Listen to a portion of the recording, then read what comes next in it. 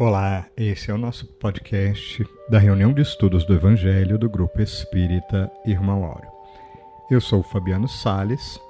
Estamos atualmente seguindo a sequência dos capítulos do livro Jesus no Lar, de Neio Lúcio, psicografia de Francisco Cândido Xavier. Lembrando que o nosso objetivo é estudar o Evangelho à luz da doutrina espírita.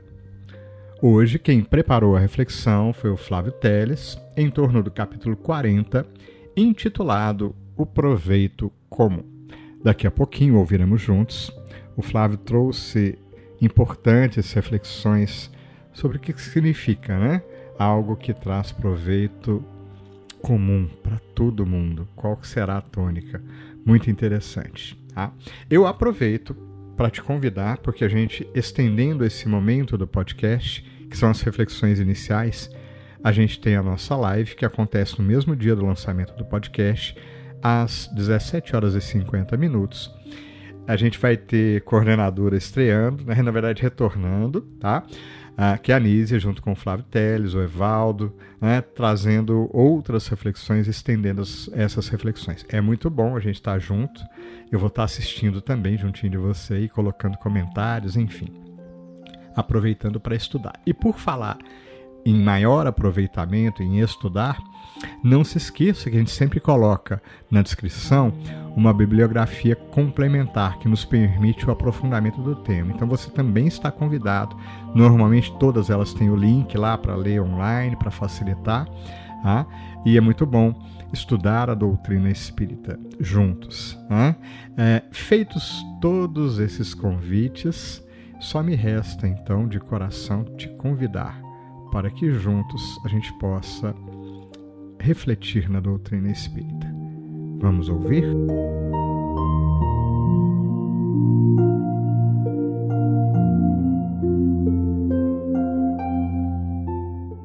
Olá a todos, estamos mais uma vez em busca de novas e importantes reflexões sobre os ensinamentos de Jesus à luz do Evangelho e das obras subsidiárias apresentadas pela doutrina espírita. Vamos à frente com o estudo do livro Jesus no Lar, psicografia de Francisco Cândido Xavier, pelo espírito de Neio Lúcio, na lição 48, intitulada O Proveito Comum. Intrigante o uso da palavra proveito comum. Quando avaliamos, sem uma reflexão mais profunda e do ponto de vista material, identificamos algo que talvez seja necessário a todos, mas que talvez seja de difícil aderência às próprias necessidades. Pensamos em um parque, um posto de saúde, um transporte para muitas pessoas, e logo dirigimos o pensamento para a falta de segurança, ambientes lotados, falta de conforto, falta de privaticidade, etc. Se viajamos, procuramos um local de descanso, encontramos uma série de comerciantes nos oferecendo coisas que não queremos, que não nos interessam. Nos esquecemos, no entanto, que em todos esses lugares, em todos os serviços oferecidos para proveito comum, há a distribuição de várias oportunidades de crescimento para quem se vale de tais organizações, onde a vida, com certeza, estaria estagnada, causando transtornos impensáveis. Da mesma forma, na narrativa colocada por Neio Lúcio, os discípulos discordavam da forma como a multidão reagia frente a tão grandioso emissário de Deus, incompreensíveis às curas, às palavras, aos ensinamentos do Mestre, interessados apenas nas facilidades criadas. Julgando as dificuldades que teriam na divulgação do Evangelho perante a tais reações da multidão, com um ponto de vista exíguo, não enxergavam as bênçãos em toda a sua extensão. Jesus conta-lhes então uma história de um filósofo e seu discípulo, que por acaso tinha a mesma dificuldade, nada em comum. Então, depois de passar por uma chuva de considerável proporção, sai com seu discípulo a verificar a paisagem do entorno e apresenta a ele os benefícios da chuva abundante em todos os locais, renovando e promovendo recuperação no seu devido tempo. Essa passagem é idêntica à passagem do semeador, contada por Jesus a toda uma multidão e também a seus discípulos. O princípio é o mesmo. A semente pode cair em diversos terrenos, alguns ainda não preparados, outros com espinheiros, outros mais férteis, que produzirão frutos, mas o certo é que não frutificará de imediato em todos. Na explicação da parábola aos discípulos, no Evangelho de Mateus, capítulo 13, versículos 10 a 23, temos: aproximando-se, os discípulos lhe disseram: por que lhes falas em parábolas? Em resposta lhes disse: porque a vós foi dado conhecer os mistérios do reino de Deus, dos céus, mas àqueles não foi dado conhecer. Pois aquele que tem lhe será dado, e terá com abundância, mas aquele que não tem, até o que tem será tirado dele. Por isso lhes falo em parábolas, porque vendo não veem, e ouvindo não ouvem nem compreendem. Neles se cumpre a profecia de Isaías que diz: ouvireis com os ouvidos e não compreendereis. Vendo, vereis e não enxergareis. Pois o coração deste povo se tornou cevado, com ouvidos pesadamente ouvirão, seus olhos se fecharão, para que não vejam com os olhos, não ouçam com os ouvidos, não compreendam com o coração e se voltem para eu os curar. Bem-aventurados os vossos olhos, porque veem, e os vossos ouvidos, porque ouvem. Pois amém vos digo que muitos profetas e justos desejaram ver o que vedes e não viram, ouvir o que ouvis e não ouviram. Vós, portanto, ouvi a parábola do que semeou. Todo aquele que ouve a palavra do reino e não a compreende, vem o malvado e se apodera do que foi semeado no seu coração. Esse é o semeado à beira do caminho. O semeado sobre o solo pedregoso é o que ouve a palavra, recebendo-a imediatamente com alegria, porém não tem raiz em si mesmo, mas é transitório, ocorrendo provação ou perseguição por causa da palavra, imediatamente se escandalizam. O semeado entre espinhos é o que ouve a palavra, mas a ansiedade da era e o engano da riqueza sufocam a palavra e torna-se infrutífera. O semeado sobre boa terra é o que ouve a palavra e a compreende, o qual frutifica e produz, um 100, outro 60, outro 30. Muda-se o foco e amplia o entendimento de que Deus derrama suas bênçãos através da palavra do Evangelho para todos, para proveito comum.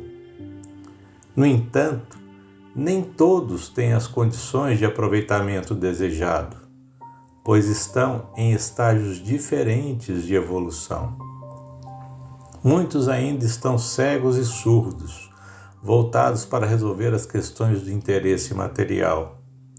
Outros por não apresentar questões de não aproveitamento, por não conseguirem fixar no propósito de servir. Outros ainda preocupados com as opiniões alheias e o que os outros vão dizer ou pensar deles. Mas há aqueles que já vêm de séculos nessa preparação, capacitados a todo instante para poderem frutificar de acordo com as potencialidades desenvolvidas, mas que não podem deixar de vigiar os seus próprios julgamentos a respeito daqueles que não foram capazes ainda de compreender. Como o próprio Evangelho nos dá o ensinamento reafirmado por Jesus: misericórdia quero, não sacrifício. Não podemos exigir transformações e renovações profundas em quem ainda não tem condições para isso, mas podemos exemplificar e, se for preciso, utilizar palavras para ensinar, mas sem esperar que nossas expectativas sejam atendidas, pois quem tem a compreensão total e infinitamente perfeita de toda a criação é Deus. Jesus, nosso Mestre, sabe disso, por isso, no final da narrativa da lição, informa que ele saiu para as margens do lago, fitando pensativo as constelações que tremeluziam distantes.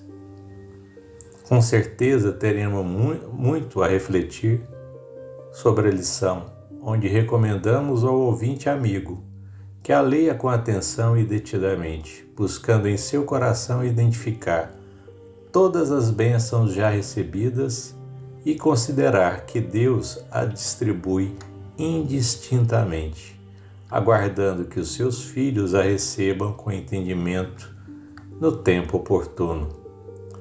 Fica aqui também o convite para a live, onde teremos mais oportunidades de aprofundamento sobre o assunto. Te esperamos lá. Que Deus então ilumine os seus pensamentos e abra seu coração para que seja semeado. E assim seja. Iniciemos o nosso momento de oração com a poesia de Maria Dolores, intitulada E Falas-me do Tempo. E falas-me do tempo, coração, do tempo em que tiveste a alma ferida por desgostos da vida, quais estiletes da desilusão. Do tempo estranho de aflição e prova que atravessaste em convulsões de dor, das horas de amargor que te impeliram para a estrada nova, na qual hoje me dizes de quadros e lembranças infelizes. E referes-te ainda aos dias do futuro, sementeira em que esperas outras maravilhosas primaveras de beleza, de paz e de amor puro. Do porvir em que aguardas a luminosa companhia da perfeita alegria que surgirá por fim de brilhantes vanguardas. Ouço-te o verbo lamentoso e lindo, enquanto vamos nós sonhando e agindo. Mas, embora te escute com respeito, peço-te permissão para dizer-te ao pensamento irmão que todo tempo encerra o seu justo proveito. E, sem qualquer prurido de ensinar, creio que hoje é o tempo certo de amar e compreender, servir e desculpar. Entre o ontem passado e o futuro encoberto, por isso mesmo, o melhor tempo que nos vem, na senda em que seguimos vida afora, o tempo de sorrir e de fazer o bem, tem o nome de agora. E diante de tantas reflexões, Mestre e amigo Jesus, que as bênçãos do Teu Evangelho trazem ao nosso coração, te rogamos possamos sintonizar e sentir as forças superiores da vida, amor profundo vindo diretamente de Deus, nosso Pai, a nos envolver, amparando-nos, refazendo-nos e trazendo novo ânimo ao nosso coração. Ajuda, Mestre amigo, para que na luz do ensinamento do Teu Evangelho possamos buscar em cada acontecimento, na vida nossa de todo instante, as oportunidades de crescimento que as luzes do mais alto nos favorecem. Ampara-nos para que saibamos buscar no Teu amor o apoio de todas as horas, para que possamos nos lembrar dos bons espíritos que aguardam tão somente a nossa boa vontade para juntarem-se a nós no esforço contínuo de melhoria. Que as tuas luzes, que o teu amor, que nos ensina do amor divino, esteja sempre junto a nós, mestre amigo. Que assim seja.